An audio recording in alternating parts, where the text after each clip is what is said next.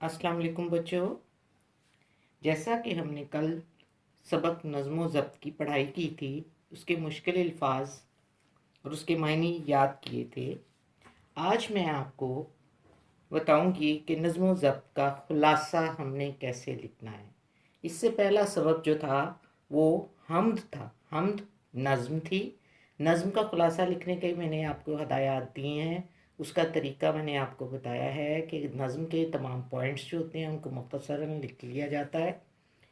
अब ये ख्याल रहे कि खुलासा लिखते वक्त हमें ये चीज़ ध्यान में रखनी है कि खुलासे के दरमियान में जितने भी हमारा जो सबक है उसका हमने एक तिहाई हमने कॉपी पर मुंतकिल करना है। जैसा मैंने पहले भी आपको बताया था कि जो भी सबक हमारे पास है उसका 1/3 हमारा खुलासा होगा। अगर आप ये कहें कि जी टीचर एक पेज होगा, 2 पेज होंगे, ये कहने की बात, ये पूछने की बात नहीं है। आपको खुद अंदाज़ा होना चाहिए कि आपका सबक कितना है और उसका 1/3 कितना बनता है। ठीक है। आपने आपके पास किताब नहीं थी, मैंने आपको इस चैप्टर की पिक्चर्स भेज दी हैं। अगर किसी को समझ नहीं आता तो उसको बार बार पढ़ें, आपको समझ आएगा।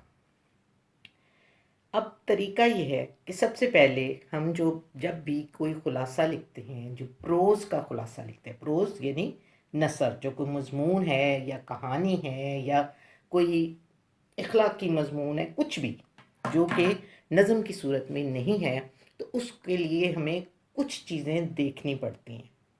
वो क्या हैं? सबसे पहले हमने जब उसकी रीडिंग की, उसकी तवालत देखी कि वो कितना तवील है, तो हमें समझ में आया कि हमने इसका 1/3 तैयार करना है। अब उस 1/3 जो तैयार करना है हमने मटेरियल, वो हमने अपने पास से नहीं लिखना। अपने पास से लिखने से मुराद ये नहीं है अल्फाज नहीं, मैं पॉइंट्स की बात कर रही हूँ कि पॉइंट्स हमने अपने पास से नहीं लिखने, लफ्ज़ हम अपने इस्तेमाल कर सकते हैं। ठीक है। उसके बाद ये देखा जाता है कि उस मजमून में सबसे बड़ी बात हमने देखा वो कितना तवील है। फिर हमने ये देखा कि उसमें उस मजमून को इम्प्रेशन देने के लिए, उस मजमून को दिलचस्प बनाने के लिए उसमें क्या मंजर निगारी की गई है। मंजर निगारी कैसे है कि जैसे कोई मिसाल दी हो कि कोई मुसाफिर जा रहा है या कोई तालिब इल्म जा रहा है, कोई उसने किताब ऐसे रखी है, यानी इस तरह के कोई एक्शंस अगर उसमें हों तो वो हमने खुलासे में नहीं लिखने होते। जब हम ये चीज़ें निकालेंगे, हमारी स्टोरी या हमारा मजमून जो है वो क्या हो जाएगा, छोटा हो। पहले कुछ हिस्सा छोटा हो गया।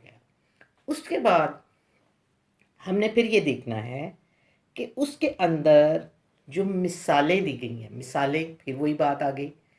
जैसे आप इस कहानी को उठाकर देखें तो आपने देखा होगा कि उसमें जब हम आते हैं कि कुदरत का निज़ाम भी नज़्म ज़ब्त पर कायम है। उस चैप्टर में आप देखें कि उस पैराग्राफ में सिर्फ मुख्तसरन हमने क्या लिखना है कि अल्लाह ताला का निज़ाम जो है वो भी नज़्म ज़ब्त का पाबंद है। और उसकी मिसालें क्या है, सूरज, चाँद, सितारे। हमें नहीं बताना खुलासे में को दिन को निकलता है, रात को निकलता है। उसको अगर लिखना भी है तो मुख्तसर लिखना है, ताकि वो अगर 5 लाइनों का पैराग्राफ है तो वो 2 लाइनों पे आ जाए, 1.5 लाइन पे आ जाए। ठीक है। उसके बाद यानी हमने जो भी पैराग्राफ जो बनाने हैं, हमने टोटली अपने जो जितना भी हमारा मजमून है उसका 1/3 बनाना है। ये बात अब आपको समझ आ गई है। आप जब आप इसको ये मत समझें कि आपको मैं ये बातें बता रही हूँ तो आप जब लिखने लगेंगे तो आप एक्सपर्ट हो जाएंगे। बच्चे, उस्ताद के सामने तालिब इल्म कभी भी एक्सपर्ट नहीं होता। ये बात अपने ज़हन से निकाल दें कि हम शायद बहुत काबिल हैं। अल्हम्दुलिल्लाह काबिलियत की सीढ़ियाँ चढ़ रहे हैं, बहुत काबिल होंगे आगे जाके। तो अब आज हम देखते हैं कि खुलासा लिखते वक्त हमने इस चैप्टर का खुलासा लिखते वक्त کن چیزوں کا دھیان رکھنا ہے. اس کا پہلا پیج کھولیں، اس پہ آپ دیکھیں کہ اس پہ کیا لکھا ہوا ہے. پہلے 2 پیراگراف کیا ہیں؟ صرف مفہوم کے ہیں. اب آپ نے اس کے کیا 2 پیراگراف لکھنے ہیں؟ ایسا نہیں ہے.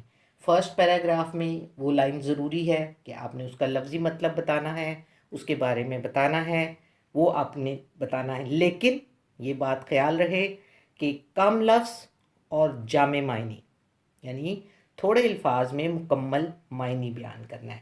اس کے بعد اس میں بتایا گیا ہے کہ اس لفظی مطلب بتانے کے بعد اس کے بارے میں مفہوم بتا دیا ہے کہ ہم اپنے ذاتی مفادات کو چھوڑ دیں، اپنی بہترین صلاحیت کو اپنے نصب العین کے لیے استعمال کریں.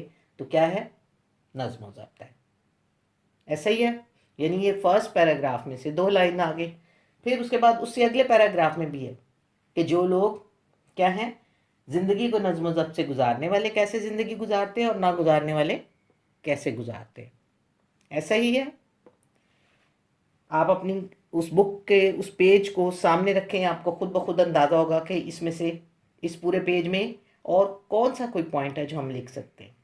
اس کے بعد دیکھیں اگلے پیج پر مثالیں دی گئی ہیں. ایک پیراگراف میں اللہ کے نظام کی مثالیں دی گئی ہوئی ہیں، چوتھے میں اشراط اور پرندوں کی مثالیں دی گئی ہوئی ہیں. یہ وہ پوائنٹس ہیں جو ہم نے اس خلاصے میں ضروری لکھنے ہیں. اب ان کی ایکسپلینیشن آپ 10 لائنوں میں کر رہے ہیں یا کہ مختصر کر رہے ہیں، یہ اب آپ کا کرنا ہے. یہی آپ کی ٹریننگ ہے. پھر دین میں نظم و ضبط کے بارے میں بتایا ہے، اس کی مثالیں دی گئی ہیں، نماز، روزہ اور حج. اب یہاں پر آپ دیکھیں کہ دین میں نظم و ضبط کی جب بات کر رہے ہیں، اب جیسے پہلے میں ہم نے کہا پرندے اشراط الارض، اب اس میں آپ کو یہ بتانے کی ضرورت نہیں ہے، جبکہ اس پیراگراف میں بتا رہے ہیں کہ پرندے کیسے جاتے ہیں، اونٹ کیسے جاتے ہیں. آپ ان کو مکس کر کے آپ ایک لائن بنائیے. پرندے، اونٹ، تمام جانور جو ہیں وہ جب بھی چلتے ہیں کیا کرتے ہیں؟ نظم و ضبط کا خیال رکھتے ہیں. آپ کا پیراگراف مکمل ہو گیا، مثالیں بھی آ گئیں. اسی طرح دین میں نظم و ضبط کی جہاں پہ بات ہے تو اس میں نماز، روزہ اور حج یہ ہمارے دین کی اہم چیزیں ہیں. اس کو بھی ہم نے چھوڑنا نہیں ہے. میں نے جو یہاں پر بات آپ کو بتائی ہے کہ جو مثالیں ہم نے چھوڑنی ہیں، وہ مثالیں چھوڑنی ہیں کہ جس کی ایک مثال دے کر بھی ہمارا کام ہو جائے. ٹھیک ہے نا؟ لیکن جہاں پر ضروری ہیں وہ ہم نے اس میں لکھنی ہے. اب اس میں دین نظم و ضبط کیسے سکھاتا ہے؟ نماز، روزہ، حج، یہ اس کے بارے میں جب آپ ایک ایک لائن لکھیں گے تو اس کے بعد ہمارے نبی حضرت محمد صلی اللہ علیہ وسلم کا واقعہ ہے کہ جب وہ نماز پڑھاتے تھے تو وہ کیسے سیدھی کرتے تھے. لکھنا چاہو تو ایک آدھ لائن میں، ورنہ لکھنے کی ضرورت نہیں ہے کیونکہ آلریڈی یہاں پر ہم ان کو بتا رہے ہیں. اس کے بعد اگلے پیراگراف میں ہے کہ طالب علم جو ہے وہ نظم و ضبط کے ساتھ کیسے زندگی گزارتا ہے. اس کو بھی 2 لائنوں میں لکھیے، 3 لائنوں میں لکھ لیجئے. کھلاڑی کیسے جیتتا ہے؟ اگر وہ نظم و ضبط کا مظاہرہ کرے گا تو جیتے گا. اس کا بھی 3-4 لائنوں کا پیراگراف ہے، آپ 2 لائنوں میں ایک میں لکھیے. پھر سب سے اہم بات جو لاسٹ پیراگراف سے پہلا والا پیراگراف ہے جس میں ہمارے لیڈر قائد اعظم کی مثال ہے، اس کے علاوہ اور بھی مثالیں ہیں، ان میں سے آپ اس کو پڑھیے غور سے. آپ کے پاس کتاب کے موجود ہے. اب یہ مجھے کوئی کمپلینٹ نہیں کر سکتا. آپ کو PDF میں نے اس چیپٹر کو پورا بھیجا ہے.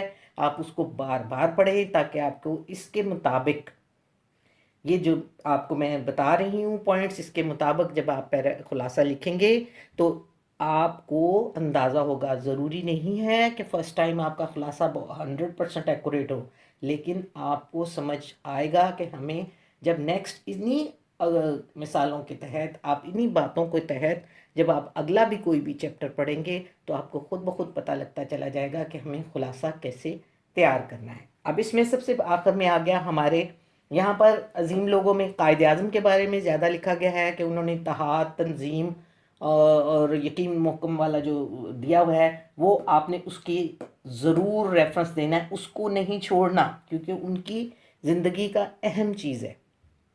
ٹھیک ہے؟ اس کے بعد ہے لاسٹ پیراگراف تھا کہ ہمیں کیا کرنا چاہیے. بھی ہمیں بھی نظم و ضبط کی پابندی کرنی چاہیے. اس کو بس یہی کہہ کر ہم اختتام کر سکتے ہیں. اب آپ سب نے ان پوائنٹس کے تحت خلاصے کو لکھنا ہے۔ میں ڈسکرپشن باکس میں کتاب کے آپ کو بھیج چکی ہوں۔ آپ میں سے کسی کی یہ کمپلینٹ نہیں ہونی چاہیے جس ٹیچر میرے پاس بک نہیں ہے، ٹیچر میرے پاس یہ نہیں ہے، ٹیچر میرے پاس وہ نہیں ہے۔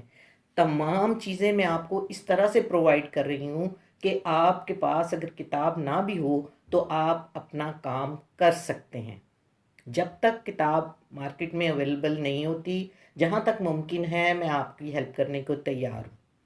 لہٰذا آپ اس کام کی طرف توجہ دیں، اس بات کی طرف توجہ نہ دیں کہ کتاب نہیں ہے، یہ نہیں ہے، وہ نہیں ہے۔ یہ صرف وقت کا ضیاع ہے۔ آپ کو جو مٹیریل مل رہا ہے آپ اسی کو پڑھیں، اسی کو یاد کریں اور انشاءاللہ سب کچھ بہتر ہو جائے گا۔ امید ہے میری خلاصے کی یہ ترکیب آپ کو سمجھ میں آئی ہوگی اور آئندہ اسی طرح کام کرنے کی کوشش کریں۔ شکریہ۔